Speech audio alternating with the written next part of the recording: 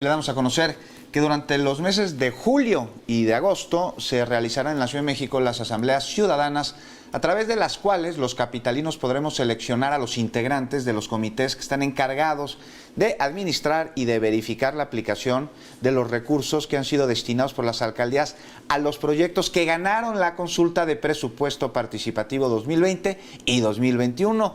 Y le comento que estas asambleas tienen además el objetivo de informar cuáles fueron los proyectos ganadores de la consulta y también comunicar sobre el mecanismo y los tiempos de ejecución previstos para las obras en las que de manera global por todas las alcaldías se estima un gasto de más de 2.800 millones de pesos con base en lo establecido por la ley para poner en marcha más de 3.500 proyectos que fueron suspendidos debido a la pandemia de COVID-19.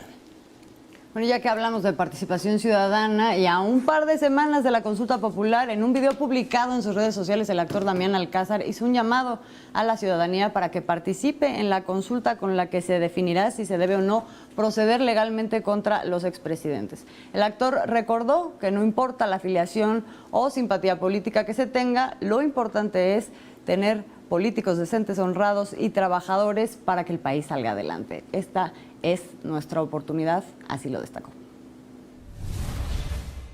El pueblo de México tiene la posibilidad de poner a los expresidentes frente a la justicia. Es llenar un formato, es un pequeño esfuerzo que podría darle a la sociedad mexicana, de aquí en adelante, las posibilidades de realmente llevar el mandato del país.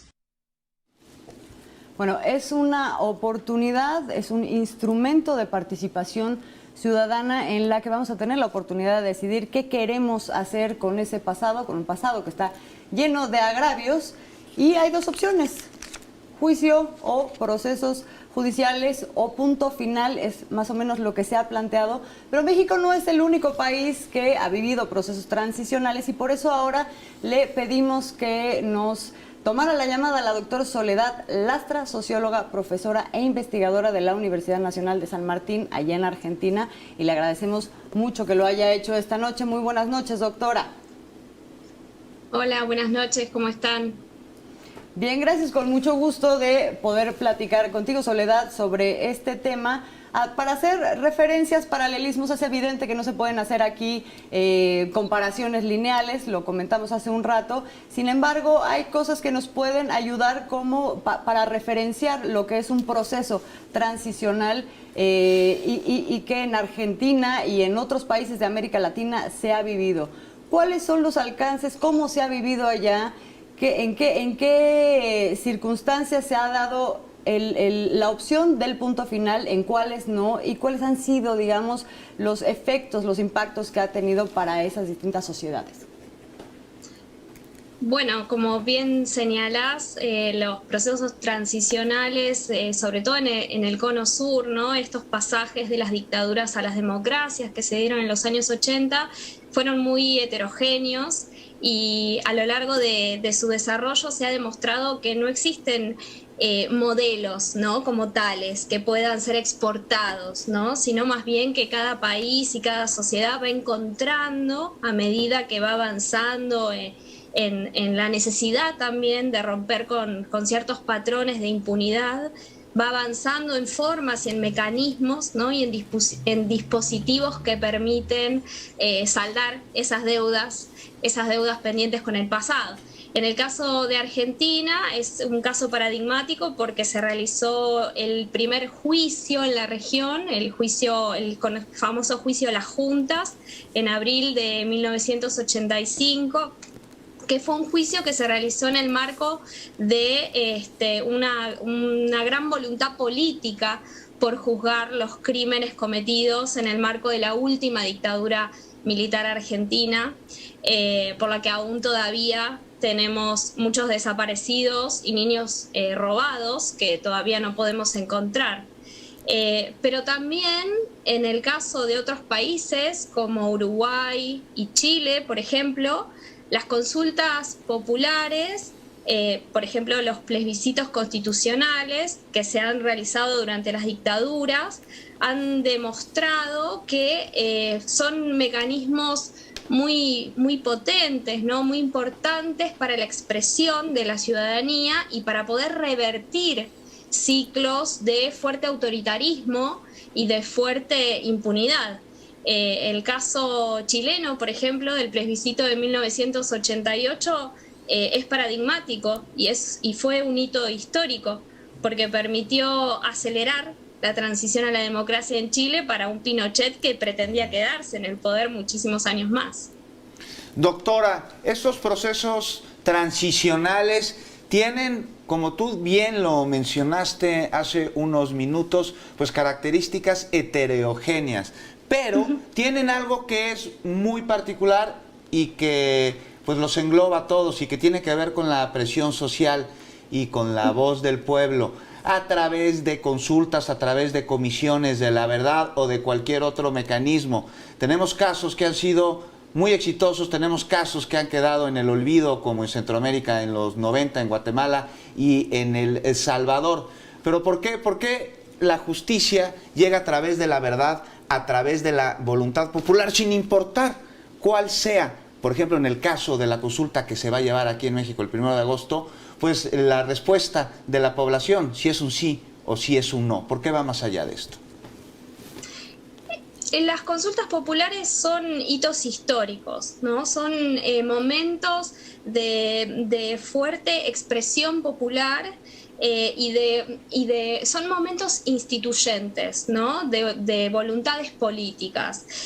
Creer que porque no participamos en esos actos, digamos, no tenemos participación política, ¿no? Es una falacia. No participar también es una forma de hacer política, ¿no? Porque todos estamos involucrados socialmente en estos procesos, todos estamos atravesados por estas situaciones y escenarios de impunidad que nos afectan, desde los crímenes de lesa humanidad hasta los actos de corrupción, por supuesto. Entonces, por eso es importante participar y avanzar sobre estos actos eleccionarios y favoreciendo, no solamente favoreciendo la justicia, sino consolidando un proceso de verdad, en tanto advierte al resto de los actores sociales y al resto de los actores políticos que ya no hay un pacto de silencio que pueda seguirse sosteniendo, ¿no? Que hay acuerdos entre las élites políticas, que en el caso mexicano, que se sostuvieron durante muchos años y que esta es una ventana de oportunidad para romper esos pactos, ¿no? Y esos silencios y esos encubrimientos. Justo dices algo que me parece muy importante, Soledad, la participación que se da a través de la no participación. Quisiera que abundaras un poquito más en esta idea. ¿Cómo participamos cuando no participamos en un proceso como este? Sí, digamos, es poder separar la mirada de la política, ¿no? Como si la política como si solo fuera aquello que sucede en el marco de los partidos políticos o de los ámbitos partidarios tradicionales. Cuando la política nos atraviesa nuestra vida cotidiana, ¿no? Esto que les digo, nos instituye subjetivamente. Somos actores políticos incluso cuando decidimos no participar o cuando decidimos no opinar o cuando decidimos no involucrarnos con algunas situaciones que suceden en nuestros países y que tienen que ver sobre todo con injusticias de largo plazo. Me parece que no participar es una forma de, quizás involuntaria, de contribuir a ese encubrimiento, ¿no? A ese pacto que mencionaba recién. Cuando aquí en Argentina se producen las marchas, se celebran las marchas por el aniversario del golpe militar y muchos deciden no participar, también están tomando la decisión de de avalar, ¿no? La justificación de ese golpe. Cuando no opinamos, cuando no deseamos no informarnos, también es una forma de contribuir con un efecto, ¿no? A esa impunidad y a ese silencio. Me parece que hay que separar los efectos jurídicos de la consulta, en este caso, claro, de aquellos efectos que tienen que ver con la importancia simbólica, ¿no? Simbólica de poder estar en este hito histórico, ¿no? De poder participar, porque hay una realidad que es que la impunidad ya está instalada, ¿no? La impunidad ya está, el no ya lo tenemos. Lo que hay que intentar es, bueno, escuchar a la voluntad popular, ¿no? Escuchar esa